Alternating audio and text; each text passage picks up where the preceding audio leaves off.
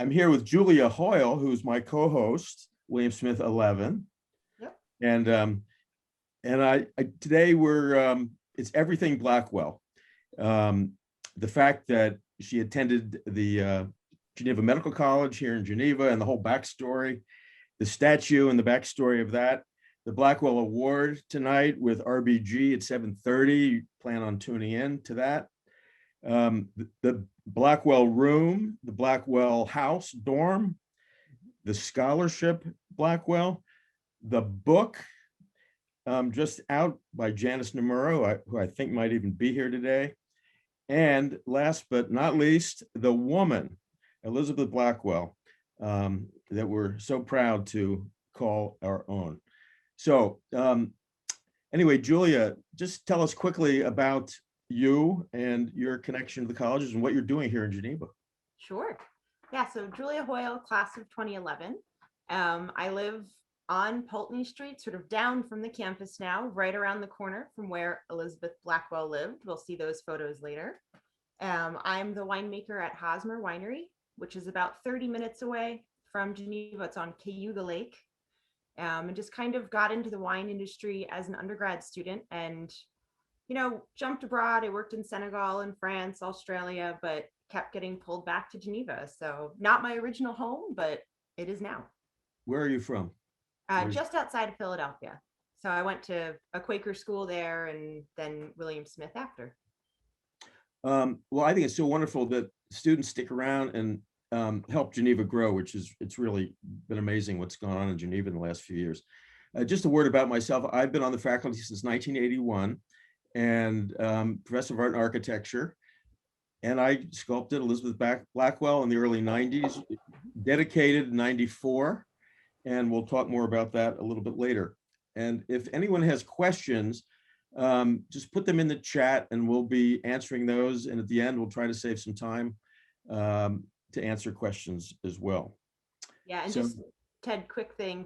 Sure. The questions will all be held at the end. So if you can just stay muted during the presentation, and then we'll monitor all the questions after the last slide. Right. And we're trying to make this a little bit of a discussion. We'll pass it back and forth. And so I think we're ready to go. We have a short video. All right. Yep. Here's that. All right. This will take a little bit of jumping around.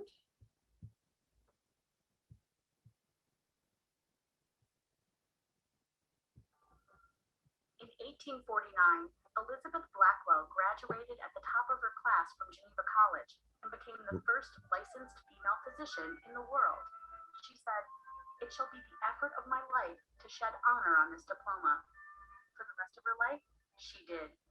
She and her sister founded the New York Infirmary for Women and Children in 1857. They trained nurses for Union hospitals during the Civil War.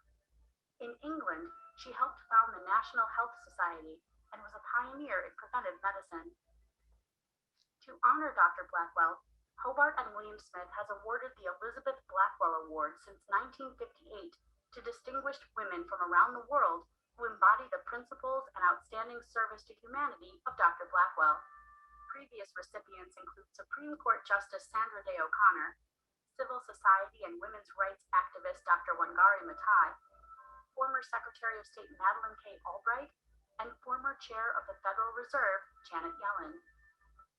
As Blackwell wrote, "I cannot but congratulate myself on having found at last the right place for my beginning." As we celebrate a new era and beginning, we remember the influence of Elizabeth Blackwell, the first woman to graduate from medical school and the first licensed female physician in the world.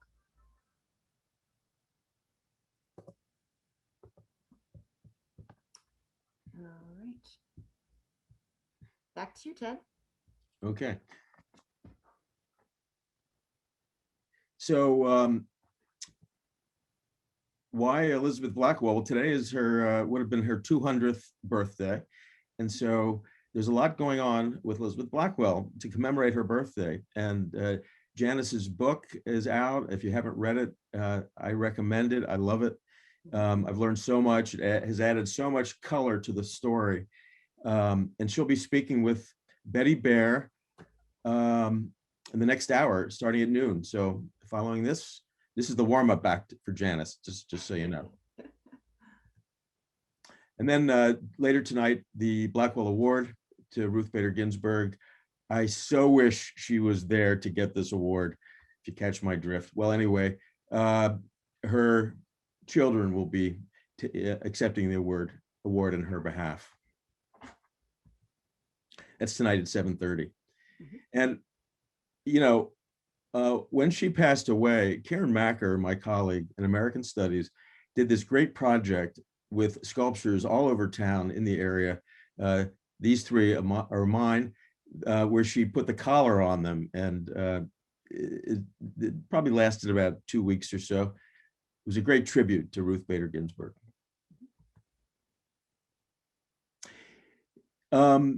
I love these pictures of the recipients that are with the statue.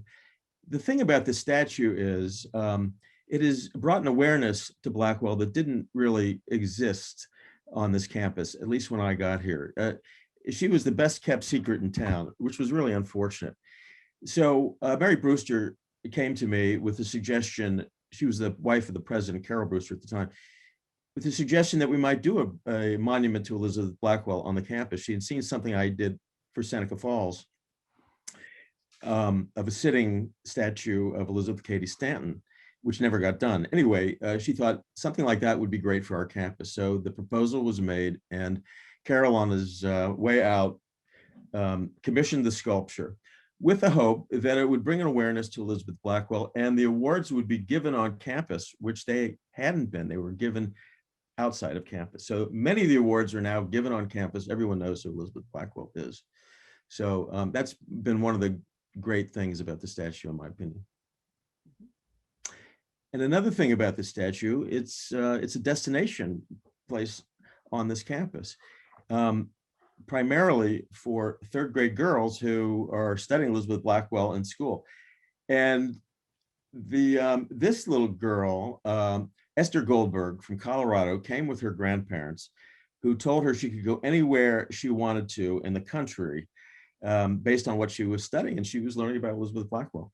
So these young girls grow up and they become inspired by the story. And look at this young girl who grew up to become a first. Maybe she deserves the Blackwell Award.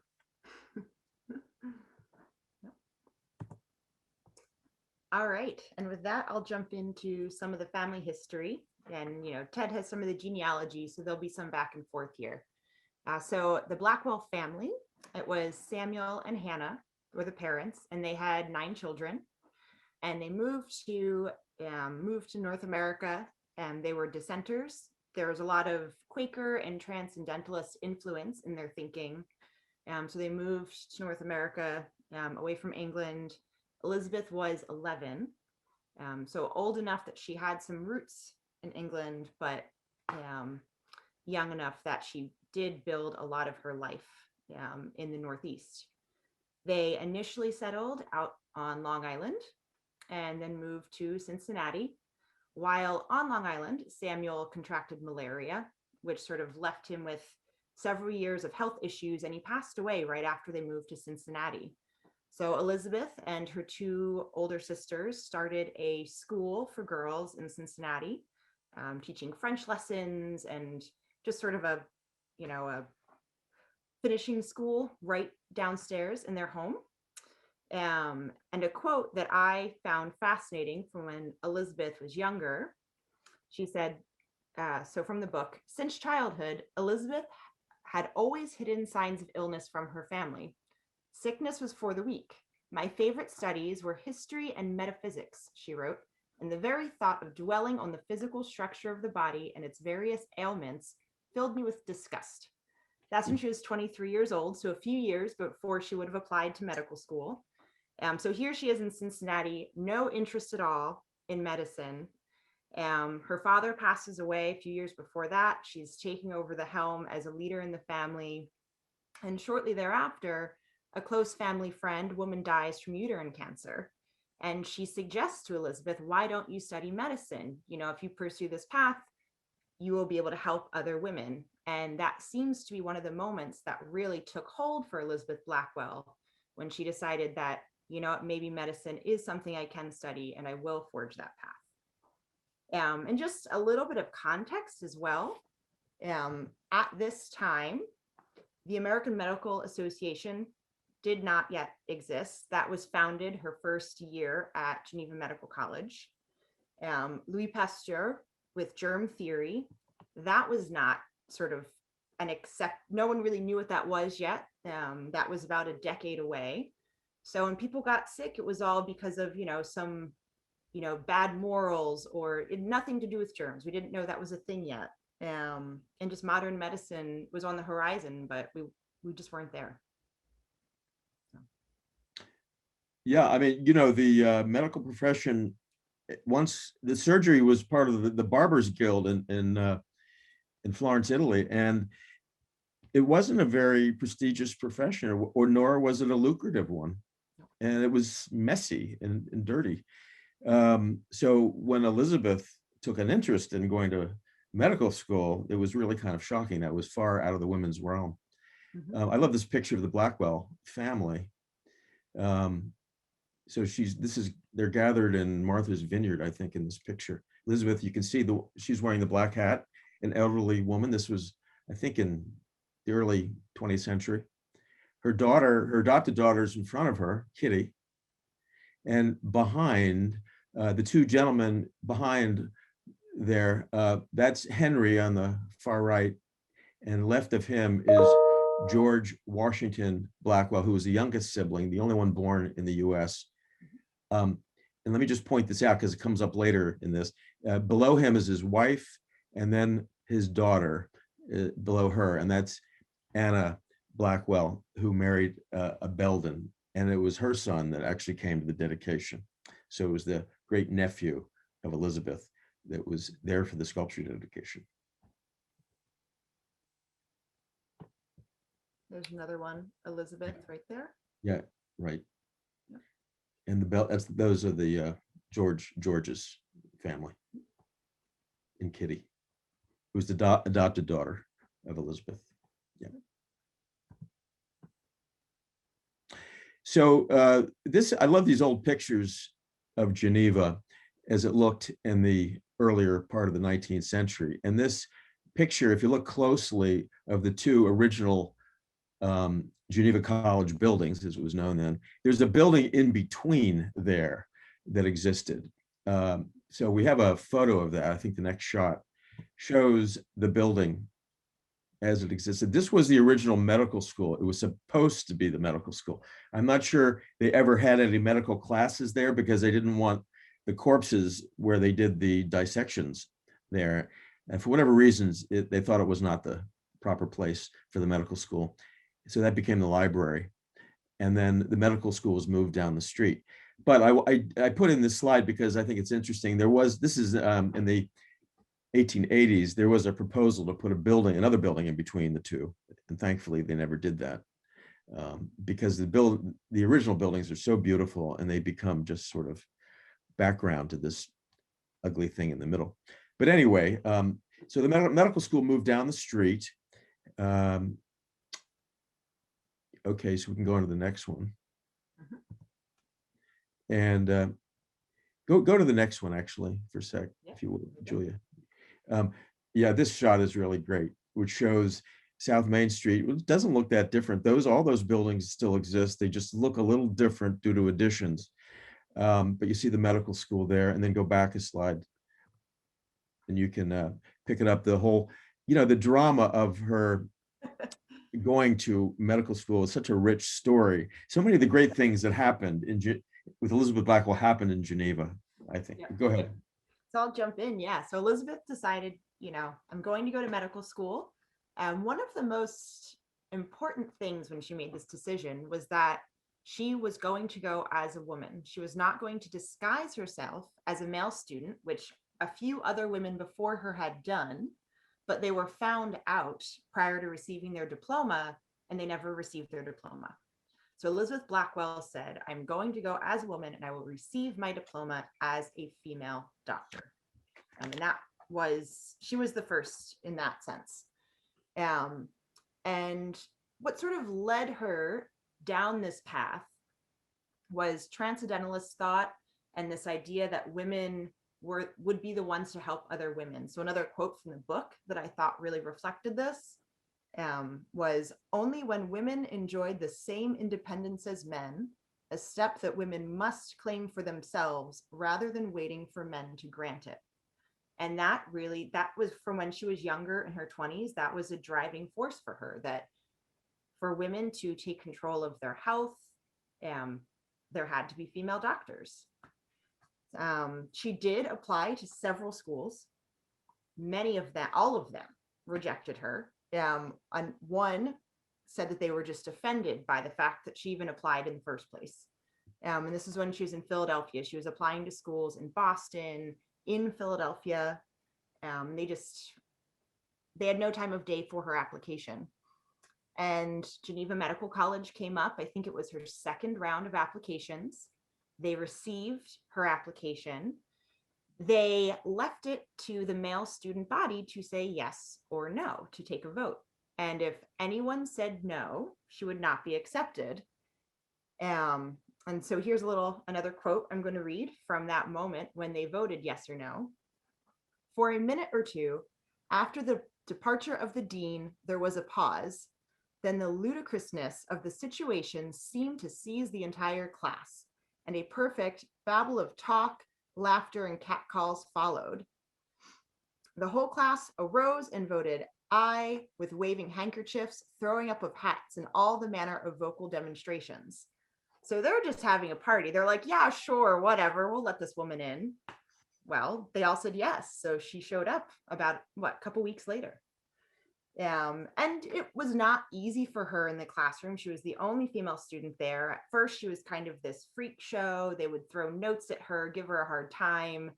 And she was just stoic and just focused in on her studies, tried to ignore everything around her. Sometimes sat in the front of the class, other times in the back. But she just kept her cool and focused on her studies. So a couple more shots of the medical school that I'm going to scroll through. And this is right on South Main Street. If you're walking towards downtown Geneva, the plaque. And we're going to go to this slide. So on the left, that's actually a ticket as to how you would get into these lectures as a student. All medical colleges, you didn't pay, say, a flat tuition. You would buy these tickets and you would turn them in when you attended class. So this is for one of her professors, James Webster, at Geneva Medical College. And he was an anatomy professor. And one of the highlights in the book from this period of her life was this anatomy lecture about male anatomy. So of course, this was a huge deal that she's in this, not only medical college. Now they're, going through the male anatomy lecture and there's a female student in the room. But I'm going to read one more quote from this time when she refused to sit out the lecture. "I told James Webster that I was there as a student with an earnest purpose, and as a student simply I should be regarded, that the study of anatomy was a most serious one, exciting profound reverence, and the suggestion to absent myself from any lectures seemed to me a grave mistake. A true medical man," she wrote, "one elevated by his exalted calling, would never be derailed by prudishness." And he let her sit in. It was uncomfortable for him from some notes that exist from that period, but he let her be in the classroom that day. Just a note about that, if I can jump in here for a second. This was a famous lecture that he would give. Apparently, it was pretty bawdy and lewd. And so he didn't really want her there, but she insisted on being there. And because he was afraid they would both be embarrassed. Well, I think he had to rein himself in a little bit. Yeah. And there she went, and she wouldn't take no for an answer. So good for her. Yeah. Amazing. You want to go on, Ted, and talk about some of the sites and graduation, get into that side of things? Okay, sure. Yeah. Well, this bit of furniture we have, it's now in the president's office. This was her lab desk. that was part of the school, and we somehow acquired that. I don't know that story of how we got it, but there it is. So check it out in the president's office. Okay, so this was her house on South Main Street, where she lived. It was a rooming house. And let me just back up a step. Blackwell received her letter of acceptance to Geneva College in late 1847, October of 1847. And she wrote in her journal that she instantly accepted the invitation and prepared for the journey with an immense sigh of relief and aspiration of profound gratitude to Providence. She left Philadelphia by train on November 4th and arrived in Geneva 2 days later. Train travel was miserable in those days, but she made it. And she arranged to live in this boarding house located at 45 South Main Street, known as the White Wilson House. And this house was built as an inn and tavern known as the Farmer's Tavern, and was built in 1820. It's a classic Federal style architecture, largely intact as it was built, including the tavern portion on the ground floor, which is actually the basement of this building. There was the proprietor, Miss Waller. There was a pamphlet advertising it as, describing it as a comfortable boarding house, a beautiful walk along the high bank overlooking the lake nearby, and a 3 minutes from the medical college, more like three steps from the medical college. Elizabeth lived on the top floor, and the dining room was on the first floor. And she wrote, this is a fake thing, but it's something like what her room might have looked like. This is just a stock photo, except for that chair, by the way. Look at that chair. Does that look familiar? Anyway, she wrote this: hung my room with dear mementos of absent friends, and soon with hope and zeal and thankful feelings of rest, I settled down to study. One thing about Elizabeth Blackwell, she wrote so many letters, and she had so many siblings, that there's this amazing amount of knowledge that we have of her life just from her letters. Janice may speak to this in the next segment here. But then she wrote in a letter, November 9th, 1847, is when she wrote the line, "I cannot but congratulate myself on having found at last the right place for my beginning." But once in Geneva, Blackwell soon found herself a pariah in our lovely town. Elizabeth evaluated the furor her presence caused. And this is a quote from a letter: "I had not the slightest idea of the commotion created by my appearance as a medical student in the little town. Very slowly, I perceived that a doctor's wife at the table," this was in the boarding house, "avoided any communication with me.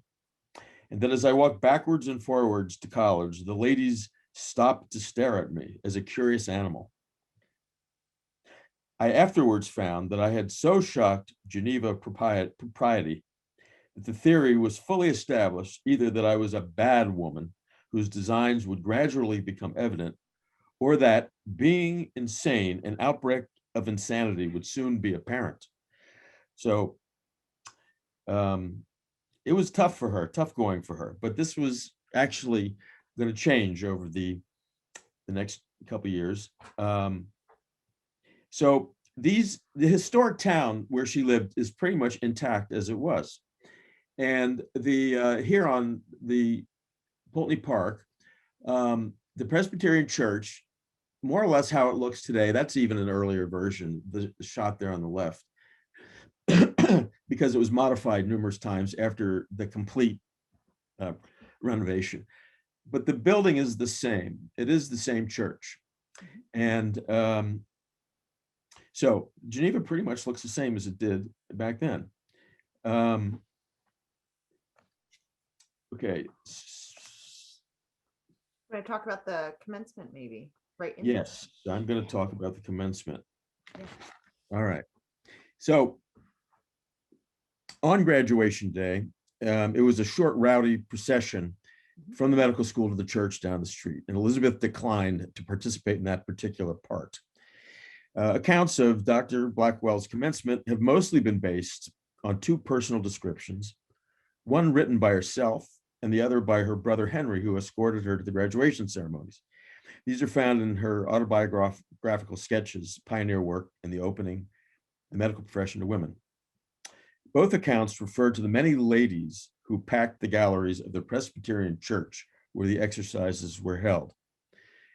But the following letter was written by one of the women that attended, and she was from Geneva. And this is a letter written by Miss Margaret Delancey. It's preserved among the Delancey papers in the Museum of the City of New York and surfaced most recently. The letter has some significance in that it presents the viewpoint of one of the Geneva townspeople, a group which, in Miss Blackwell's opinion, was unsympathetic to her venture. Okay, so the letter goes like this. She's writing it to her sister-in-law, Josephine Delancey. Dear Joe, I thought I would scribble a few words to you about the graduation of the female student. The medical commencement took place last Tuesday, a bright, sunshiny day.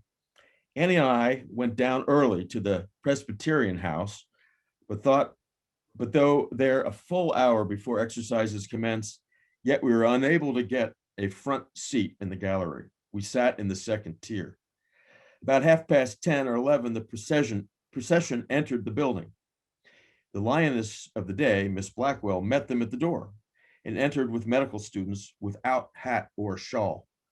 She wore a black silk dress and cape, lace collar and cuffs, and her reddishly inclined hair was very nicely braided.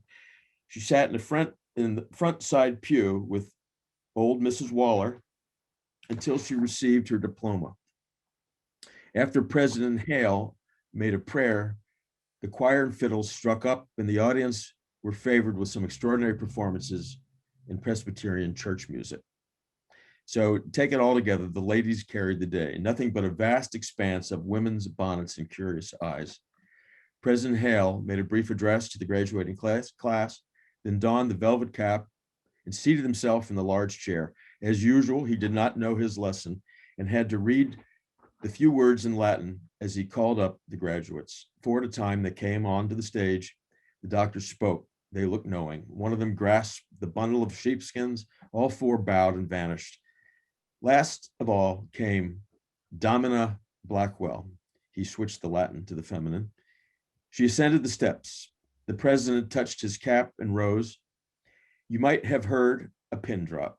He stood while he conferred the degree on her, handed her the diploma, and bowed, evidently expecting she would bow also and retreat. Not so, however. She seemed embarrassed, and after an effort, said to the doctor, quote, I thank you, kind sir. It shall be the effort of my life, by God's blessing, to shed honor on this diploma. Then bowed, blushed scarlet, left the stage, and took her seat in the front pew among the graduates amid enthusiastic applause of all present. So there you have it. Now, just to read a bit more here. This was a huge story, an international story, that this woman got her medical degree. And much of the press was good, but not all of it. And this was one bit that I thought was entertaining and kind of sad. But Miss Blackwell, a few days since, received the degree of MD from the Medical College of Geneva, New York, and intends to enter upon the practice of the profession. She will probably be most successful in diseases of the heart. And if she is particularly pretty, it is to be feared create quite as many cases as she prescribes for. So there was a lot of cynicism, with this great accomplishment. So what do we have next here? We're going to jump into some campus shots. And as we go through them, I pulled a few more quotes from the book from Elizabeth's diary that I thought were really great. And we had talked about, I want to mention that Kevin Colton, a lot of these photos are from, he works right on campus, and a lot of these are his photos. So thank you, Kevin. So here we are, Demarest Hall. I'm going to jump right into the library that's right there. And Ted says the second oldest library, or the second library on the campus. There's one before. And one quote I loved The full, thorough education of a woman in medicine is a new idea, and like all other truths, requires time to prove its value.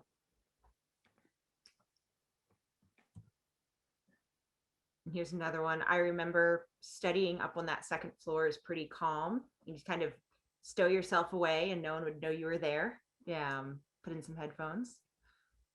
One of the most beautiful spots on campus, I think, particularly if you just want to study. While Elizabeth was a student, she spent the summer working at Blockley Hospital in Philadelphia. And that really influenced how she viewed working with women, women's health. So I have a couple quotes from that time period when she first started working with severely ill women. So what she wrote in her diary: women could not rise until the attitudes of their society shifted, but social mores would never change without women's leadership. And she had interesting relationships, which the book will probably get into, with women's rights movement that was active and forming just next door in Seneca Falls at the time, where she'll write that, but then she kind of keeps them at a distance. She's viewing her cause as this grand cause, this God-given cause, as this woman, first female physician, medical school graduate, but she keeps sort of the women's rights movement at an arm's length at all times, which is fascinating. But again, I think the book will get more into that. Just a note about that. It's amazing that all of this was taking place at the same time. I mean, at the very time that she was in school in Geneva, the Women's Rights Convention was taking place just a town over in Seneca Falls. Yeah. This was a hotbed of radicalism here. 1847, 1848. Yeah. That's right. And another thing that she wrote that reminded me of being women's studies major, sort of this consciousness raising movement that happened in the 1970s. Women will have to save women after all. They have the truer love and understanding for their own sex. And that was, again, one of these drivers of what she was doing as a female physician. Just some shots of how the library is used for lectures, not just studying.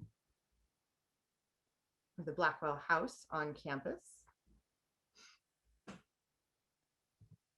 And as we go through a couple of these shots, this presentation is about Elizabeth Blackwell. She also had a younger sister, Emily, who pursued medicine.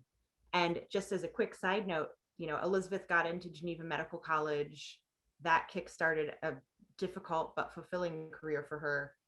When Emily applied to Geneva Medical College, they rejected her. So Elizabeth opened doors, but sometimes those same doors that she forced open were closed as soon as she passed through. This dorm, Blackwell House, was established, was named Blackwell House upon the founding of William Smith College, and this was the original dorm, I guess. Elizabeth Smith Miller, who was an important person in Geneva, had a lot to do with the naming of this. And then one of the dorms, of course, was named after her as well.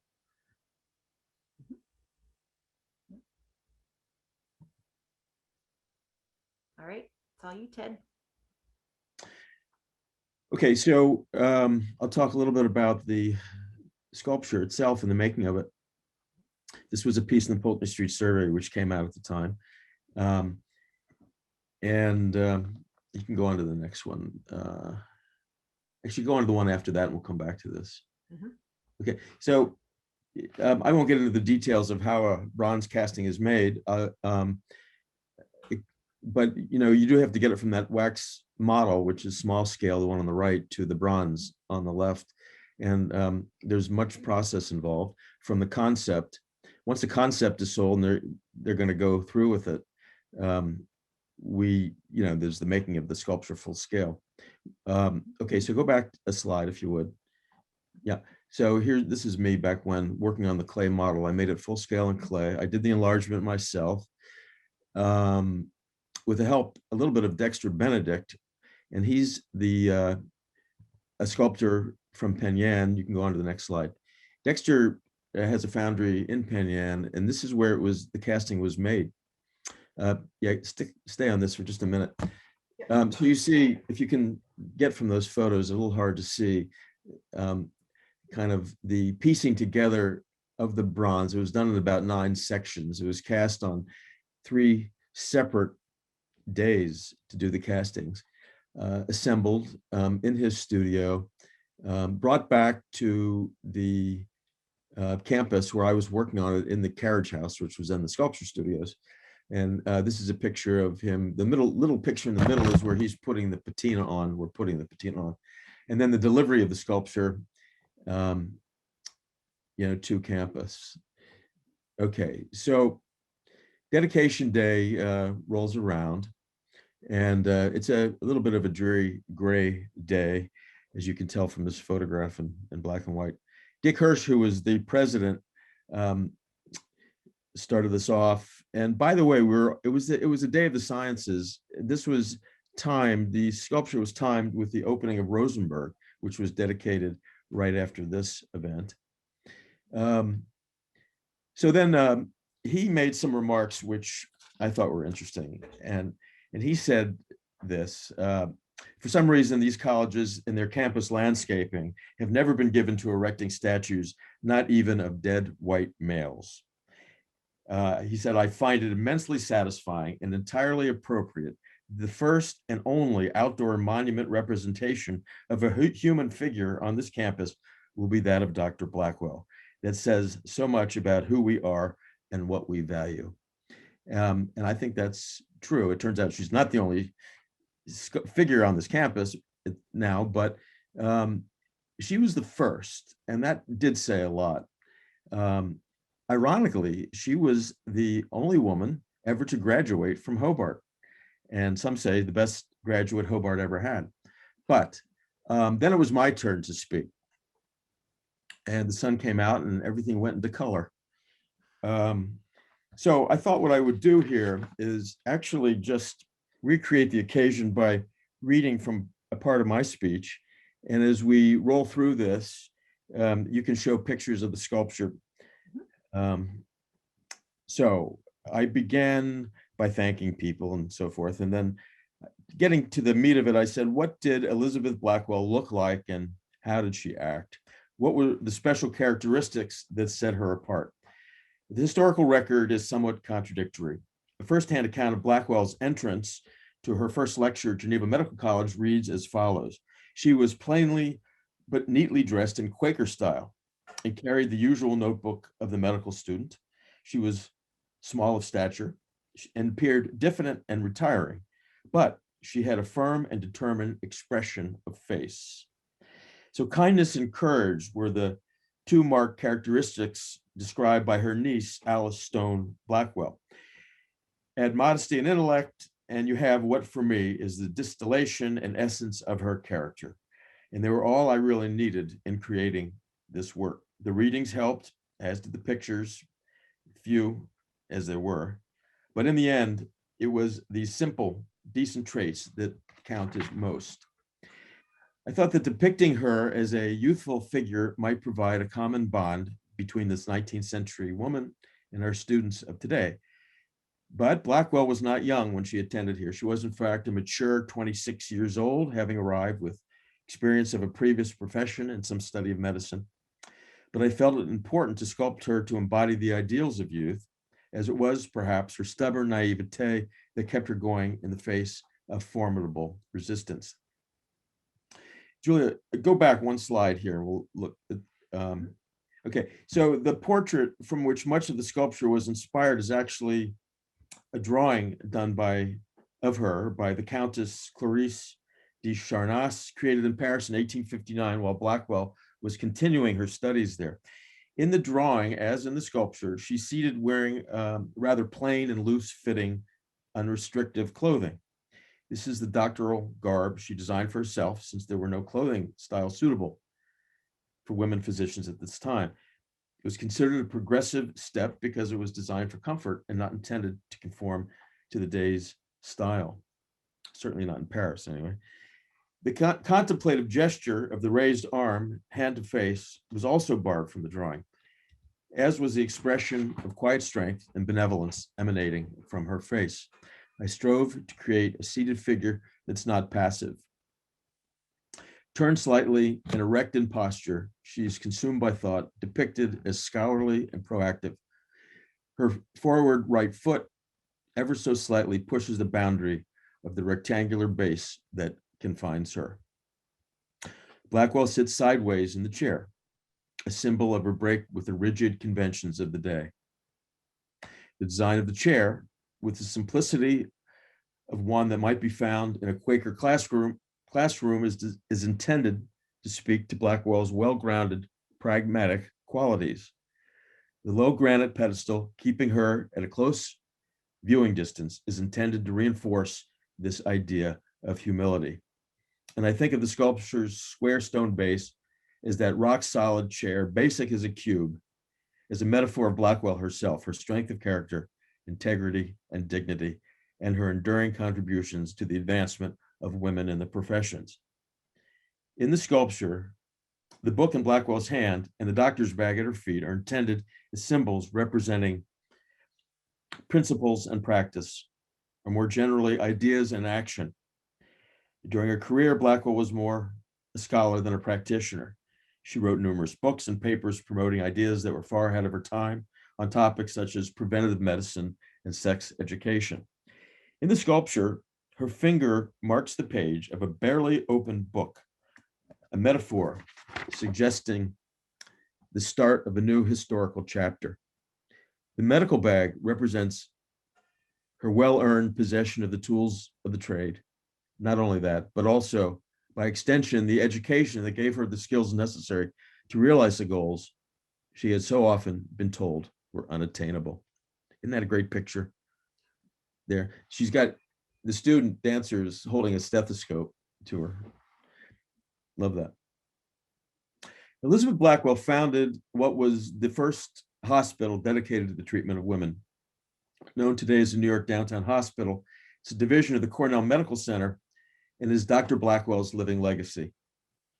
Her co-founders in this endeavor were her sister, Dr. Emily Blackwell, and Dr. Marie Jaczeska.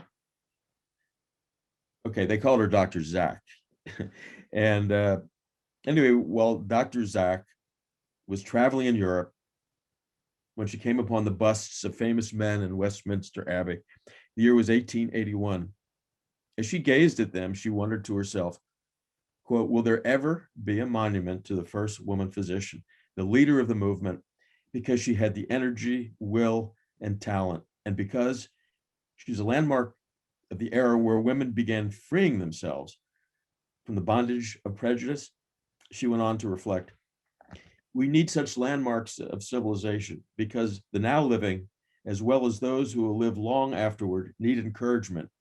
The fact that a woman can make an impression upon civilization needs to be known and remembered. Today we gather to mark the very occasion that Dr. Zach envisioned more than 100 years ago, years in which there has been much progress, but the importance of these pioneering women's efforts has not been forgotten. With the help of this monument, their remarkable achievements will never fade from memory. I might add that in the entire 200-year history of this country, very few public outdoor monuments, perhaps fewer than 50, have been created to celebrate the talents and contributions of individual women. Let me just interrupt myself here to say, we did some research at the time through the Smithsonian to try to track how many monuments there were. And I guess there, at the time, this is 25 years ago, there were around 50. And I'm happy to say that today there are many more than that. So we have come a long way. And we have a long way to go. Okay, this is a proud moment for me. I wrote both as a sculptor and as a faculty member of the institution whose precursor, Geneva College, made a great humanitarian stride when on October 20th, 1847, it matriculated Elizabeth Blackwell into our community of thinkers and doers. What matters is not how this step came about, but rather what it led to. The door that was open to women in medicine was, in effect, the same door that opened professional education of any kind to women.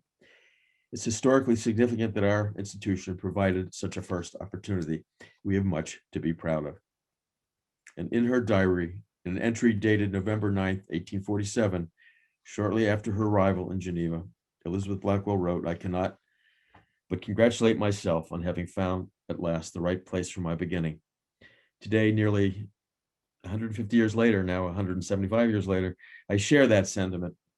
I hope that many people today will, and well into the future, will find similar inspiration from this place and this personage made real."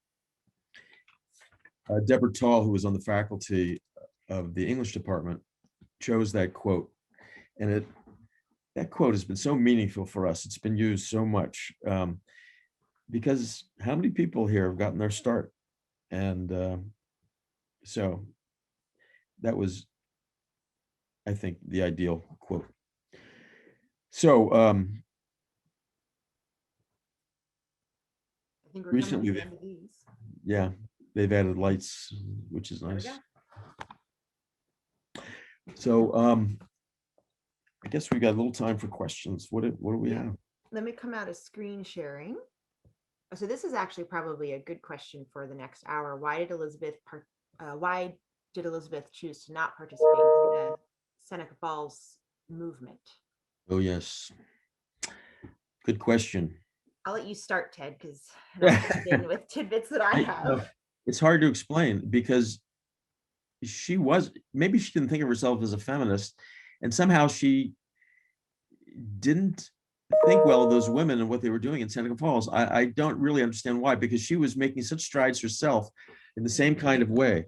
But Janice can explain that a lot better, and maybe that'll come up in the next hour. Yeah, I mean, she had a little bit of an air of it was frivolous almost, but then at the same time, she was opening doors for women to follow behind her. So there's a little. Right. I don't know why. I mean, you have to start somewhere. I don't know how that. I don't quite get that, but Yeah. don't know. And just a quick side note: is the Elizabeth Blackwell Awards ceremony virtual tonight? I believe it is. Yeah. Yes, it is 7:30, and you have to register. You can do that through the college's website. I think, the whole front page today is all about this. And so if you go to the homepage of the colleges, it'll lead you right to it. And I suppose I don't know if there's a limit, but you can try. And it's a live stream, but you don't have to register. They just click through right when they want to. Easy. Oh, okay. Even easier. Great. Cool. Well, those are the only couple of questions I saw, and I know that we have the book coming up in about 8 minutes, so I might have us wrap up. Yeah. And well, yeah, maybe we can have any live questions there. Anybody? I'm looking to see who's here. we'll take one or two, and then Your faces for the first time. Hi, everybody. Or should we just stop and let people have a break and go on to the next event? yeah, why don't we do that? I don't see anything coming in, and Oh, thank you, Adele.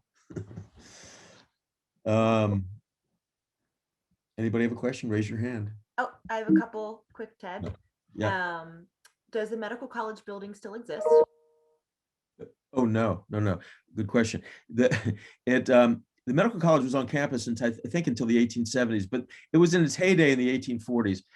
The school transferred to Syracuse and has become morphed into what has become Upstate Medical College. So they claim her as well, rightly so. Elizabeth, that is. So, but the building itself, I think, burned down at some point. And then you dedicated the statue to Elizabeth Blackwell in 1994, but when did you start on the sculpture? Okay. It took about 3 years to make the model, to convince the colleges to do this. It wasn't easy. It's never easy with these commissions. They all, you have to push a little bit. There's resistance. But it was a good thing we did it. I mean, some people think this is not money well spent because they're not cheap, but it is, because it's brought up the awareness of the culture of Elizabeth Blackwell is a reminder on a daily basis.